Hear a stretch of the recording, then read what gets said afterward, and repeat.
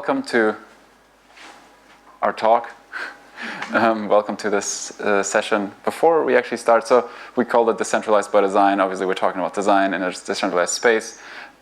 We try and build products, try to design products before companies have to build them. We'll go a little bit into detail in a second, but before we do, oh, by the way, I'm Andre, this is Charlie. Hi, so thank you for coming as well. Since such a small group, feel free to be a bit more interactive and ask questions. Yeah, I think exactly. you might as well. I think it would be cool if you stand here, so you're also on tape. Cool. So before we start, I want to quickly just show you something that we worked on, which is a product that's supposed to change how the medical industry works, called Molecule. These guys are a really cool team. We worked on them on a prototype that basically it's built up like a, it's basically built up a little bit like a mix of a crowdfunding platform and an investment platform for new research, new medical research. So medical research teams could create an IP, put it up there, and it would be open to the entire public to kind of fund them and see which projects that get really high funding, which projects are actually beneficial for the world based on what people think. And this is just a couple of screens. I just want to show you this because it looks pretty complicated. So you can see all these different kind of projects that people work on, and they can go into them. And this is, I think, browsing. You can like choose one. Explains to you a lot about like bonding curves and like what the investment is, because over time you can also get the stake back if you invest in them. Obviously, like how token purchase works. You can check the milestones. You can even participate in these networks in order to help the specific project if you have the right knowledge.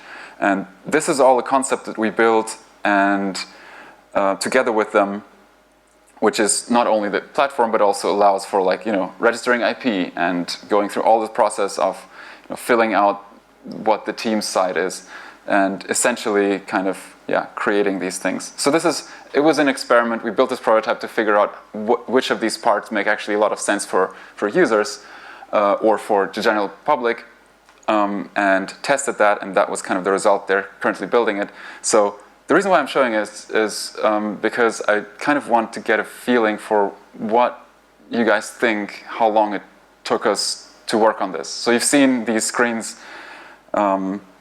We did not have any prior knowledge.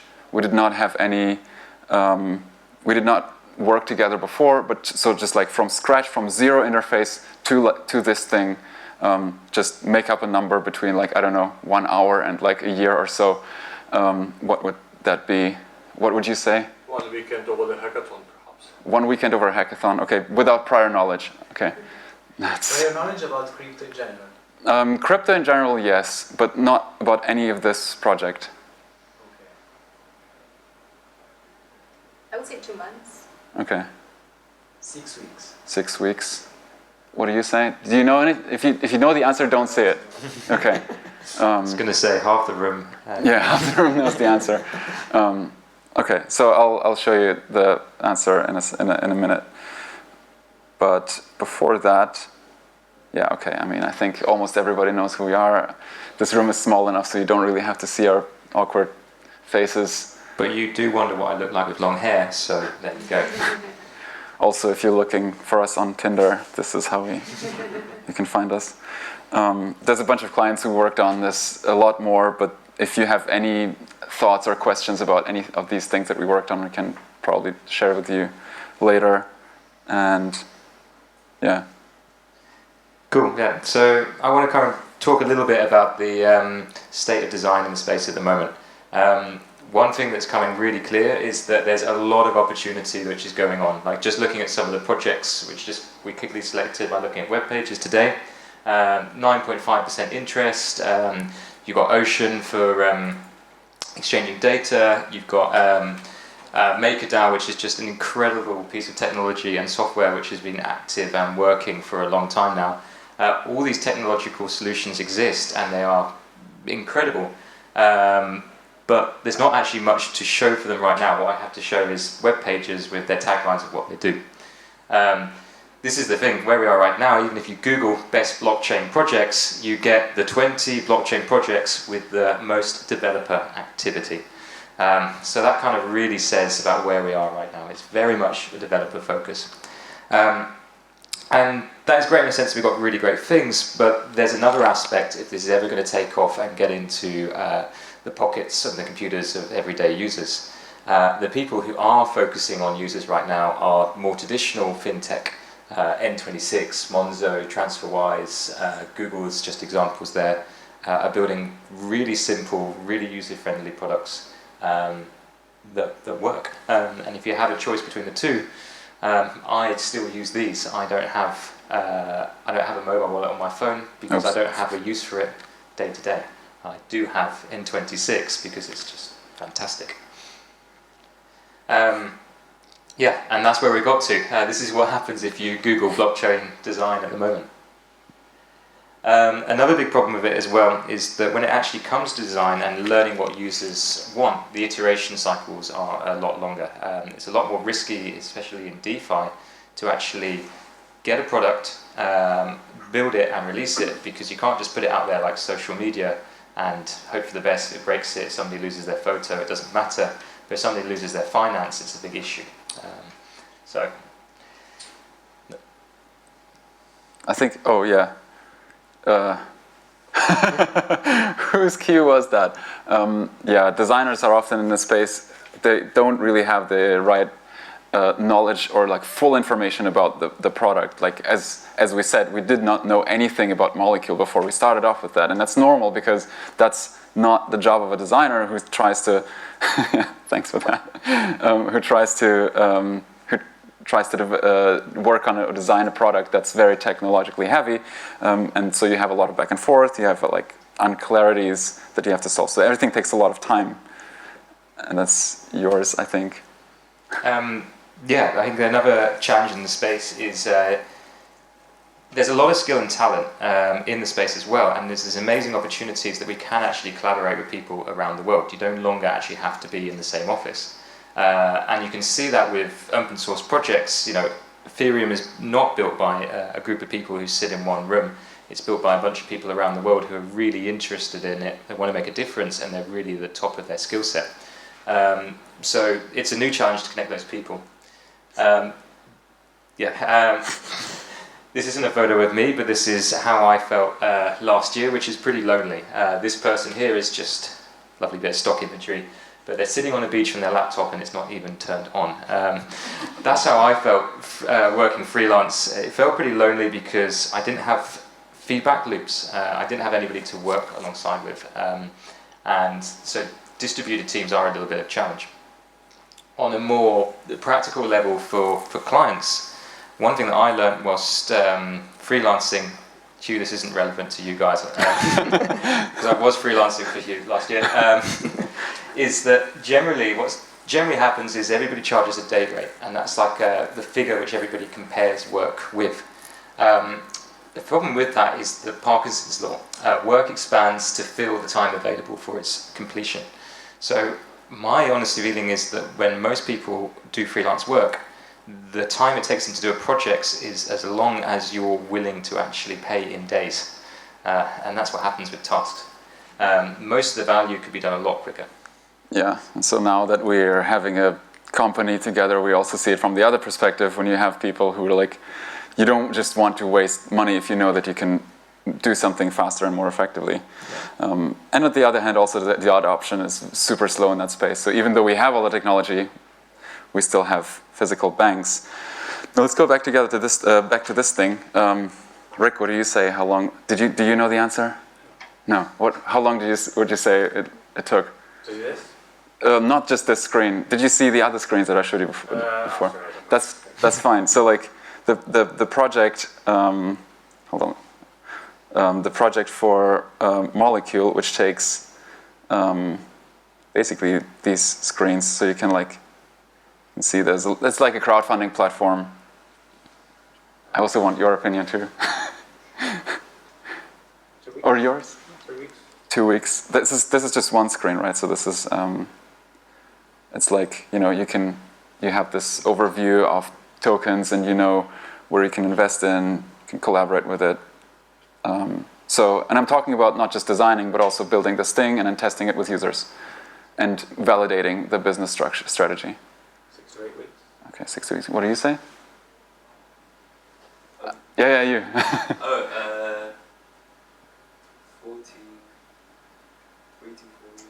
3 to 4 weeks. What do you say? Is it an existing template? No template. Zero, scratch. Yeah. Oh, Yeah, everything. a month. A month. Okay. Who was closest? Have you kept track? I think somebody said a week and a hackathon. A week and a hackathon. You, right? Okay, you said like 2 days. Here, look at this. Well, it's not 2 days, but Oh, cool. you're still a winner because, yeah. Congratulations. You have to put it on. Yeah. Put it on. Yeah, because essentially, I mean, it took us 1 week to do this whole thing and get us to a point where we know exactly the business strategy, we know exactly what people would use from this, and the Molecule team is still working, well, that was like, what, 3 months ago or something? Yeah. They're still working on implementing the features step by step, so we also have like a proper guideline. So Jake Knapp, my friend, he created a structure for how these things can be possible for teams in an office to work together on one single problem and solve super big challenges in a super short amount of time, and at the same time, oh yeah, by the way, I have these QR codes. They're just like links to things. If you want, you can, but read this book. So he created a structure that starts off with literally just a team discussion on something, and you go through a very, very precise exercise routine kind of to align the whole team on a challenge, solve them together, decide what has to be done, build a prototype, and then test it, so that by the end of the 1 week you would have a full prototype that's fully high fidelity designed, and you would have results to it, what actually people would say about it, so you could know the right answers before you actually implement it. And you would save a lot of time. And what's based on it is actually a super simple process. You start off with writing things down with zero discussion. You would vote on what's important together with no discussion, and you would basically prioritize what has to be solved in the team, do the same thing with solutions, do the same thing with sketching things, and you would get to a point where you can basically get a lot of people from very different points of view and angles to work on one problem at the same time during 1 or 2 days. And that makes it super easy to collaborate on any kind of problem, on any distributed team. So that was possible within 1 week. Actually, yeah, this book covered this concept? Sorry? The book you just showed us covers this Yes, concept? yes. Okay. So the book covers exactly, step by step, exactly how it's done, how Jake kind of laid it out, how he wrote it. That was like 3 years ago. This QR code is, by the way, for a different article, so if you want to see the book thing, it's here. And it basically lays out exactly the step-by-step process and how to do it in an office. He released it 3 years ago. Ever since he released it, I've been working in that process pretty much almost every single week with a different product. So like, there's a lot of industries, a lot of projects that you see, a lot of different teams, and and by the way, this QR code is for a project by Google called Aristotle, where they try to research how the best teams work, and this whole process basically checks all the boxes. So, but without having this like organic thing.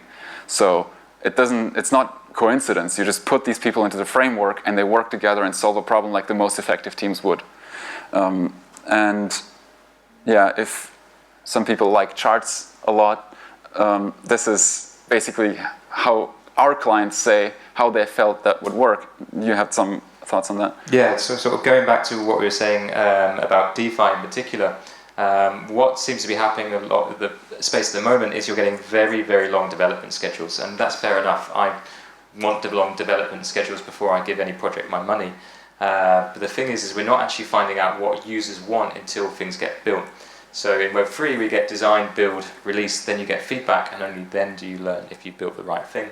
In Web2, it's a little bit quicker because you could make mistakes and release. What we're doing in the design sprint is you basically design and you get that feedback before you build anything.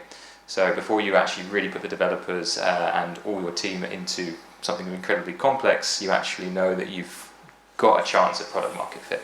Before we worked in the Web3 space, the top one was basically an in-house production, because you have your team, you try to go back and forth between all the people in the team to align them, and that would take like 6 months or something. The second one, I know it's like based on scientific data, but the second one would be something like an agency that you would go back and forth with. There's a lot of stories of really funny agencies I've seen work with big clients, and it's just ridiculous.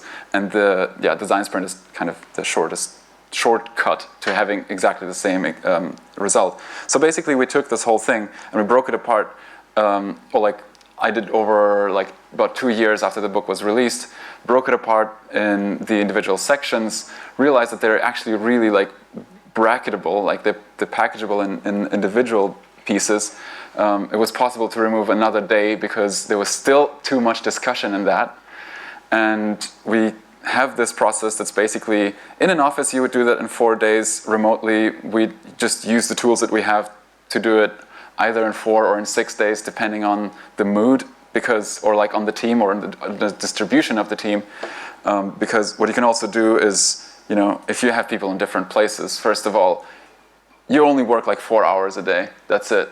Because the work is so intense, and you get so much done, you don't need more done at that point. So you can basically use that to structure your entire life around it. Like this is really individually one work day, and you can do that with a time zone overlap when you have different people who work in different places. Because these sessions are so short, it's super flexible and I guess modular in a way.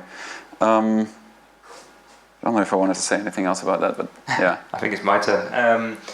So one of the concepts that we've really brought to this and been iterating on it ever since the start is this idea of deep work. And it's by this guy called, I don't know what just came up on the screen, I don't know, by Cal Newport.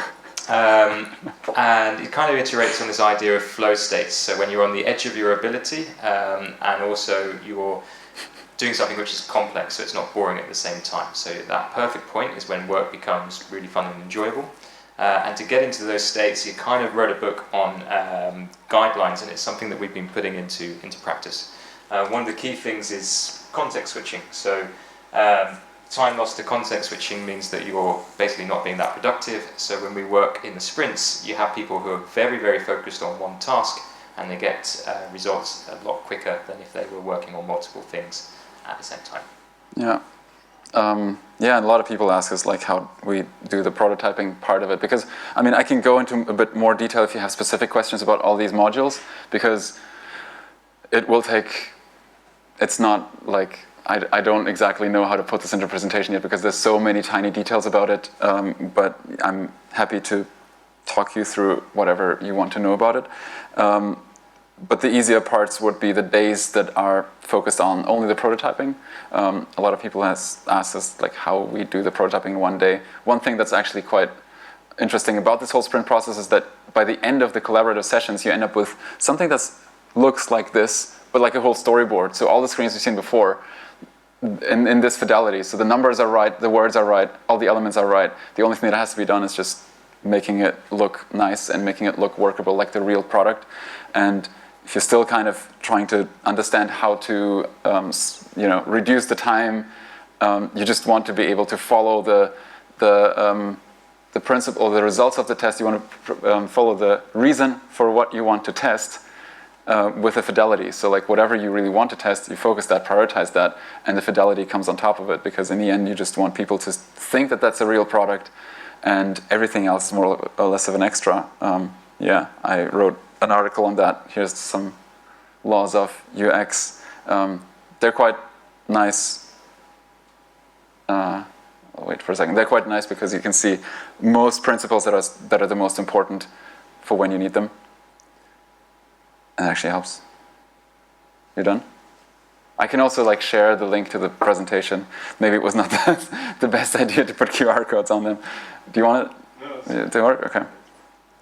Same with user tests. I think what a lot of companies do is they try to do user tests like a millionfold, or they spend a lot of time on user tests. We do 5 per product, because it's not about quantitative data. You can collect quantitative data when you've already released a product and you need to figure out exactly like which parts of the whole product is relevant or which is not relevant. But if you want to try and figure out the product market fit, you want to do basically an overlap of the results of a few qualitative user tests, so you know how they appeal, what people think about them, and whatever they think they understand or not understand, that's the basis for how you can iterate on it and spend another 3 days on it, and you have a product that's very, very likely going to work on the market, and going to work on the market. And there's a lot of products that we've worked on like this that worked.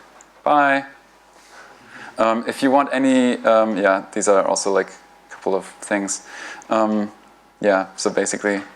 Yeah, just to kind of sum up what we do in that process, by going through that intense collaboration, by then getting to a prototype as quick as possible and doing those user tests, it really answers the most important things for any sort of business or startup. So you actually get the real user feedback on a team's product, you get product and market economics, you learn if you're developing the right thing before you started to build it, and you find the best route to market. Yeah. So I think oh man, these slides are fucking weird. We're building the next internet, right? I know I'm not old enough to know what it felt like before we had the internet, but essentially there used to be a lot of technology and there used to be a lot of use cases, and there was a challenge to kind of bring them all together. And there's a lot of trial and error, and basically we're at pretty much the same point. It's just slightly different because we're not sharing information but value.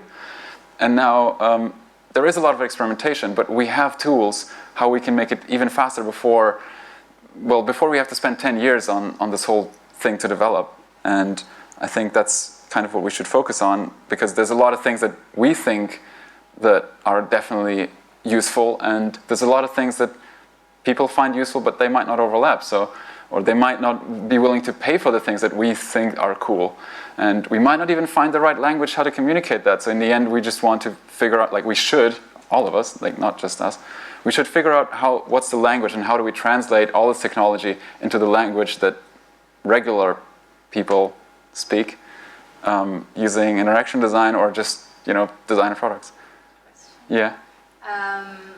When you do user testing, do you segment your markets, right? So if Yeah. you're building, for example, a digital bank, I'm guessing that you only pick the users that would be applicable. Yeah. So you would first of all start with people who would be the first target audience, because you want, when you're building a new product that hasn't existed before, like for instance with N26 that was different because they already had a base audience or a base user.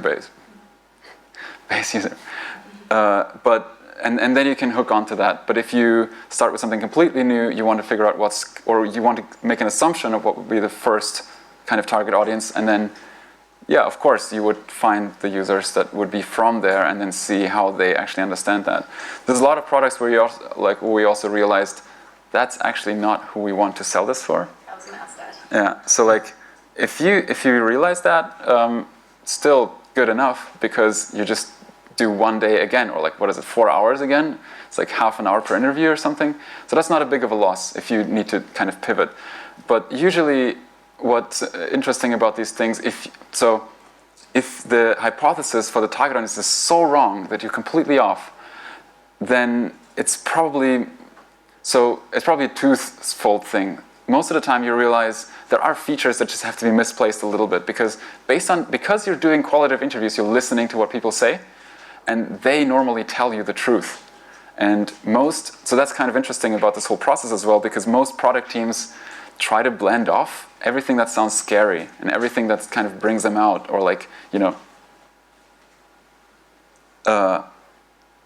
everything that brings them out of what they think would be great. So you're facing them almost with reality, but you're also communicating what people say in honesty back to the product team, and then they can kind of see, oh right, nobody gets it, we have to start over again. And so that happens as well, but then it's just a week. It's not 3 months and a lot of work, or blood. Yeah, I'll add to that we've seen a lot of teams pivot when they've actually seen quite quickly that who they thought their target audience wasn't the right target audience, and then we've gone back to completely creating a new product or changing it. And that's something which is good because you've learned that in a week. And then they did it right. Yeah. Or what, like I used to, there was one example that's like, I think 4 years ago, Zalando, I don't know if you know Zalando. So we created something like Wish, but for Zalando. It's a bit of a mix of a lot of things, but generally they wanted to get all the clothes that get sent back to the factories or that get not like overproduced. They wanted to create a marketplace for people to sell it. The project failed. They tried to publish it they tried to release it in Italy and France.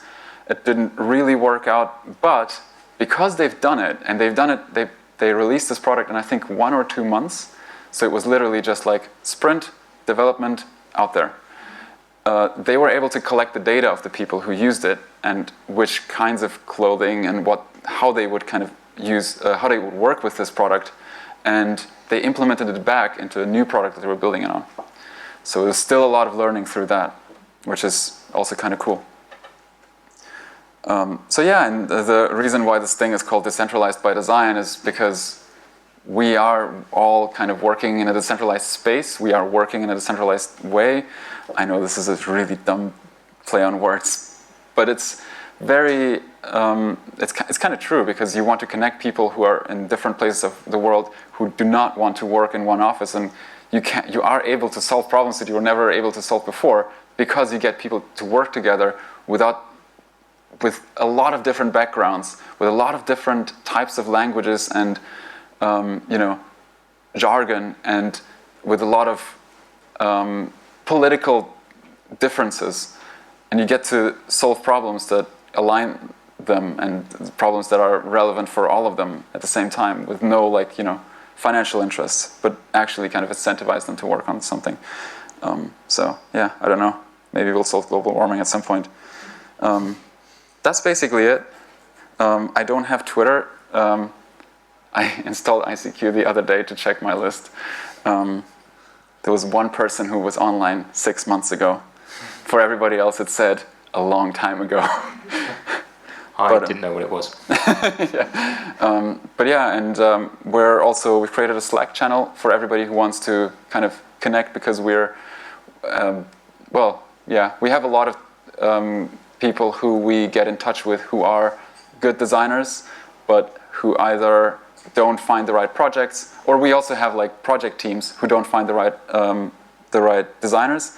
So we kind of want to create a space where people can just share information and exchange for what they know, to just get up to speed a little bit and like get rid of old technologies fast. Hopefully bring more designers and more design thinking into the space by making it. And we're also on it, so like if you have any questions, just fire it out and we'll be replying.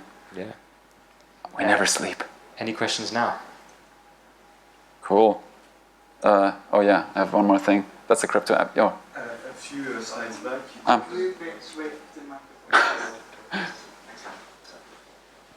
Can you go back a few slides more? Sorry. This one? One more. A few more. Sorry.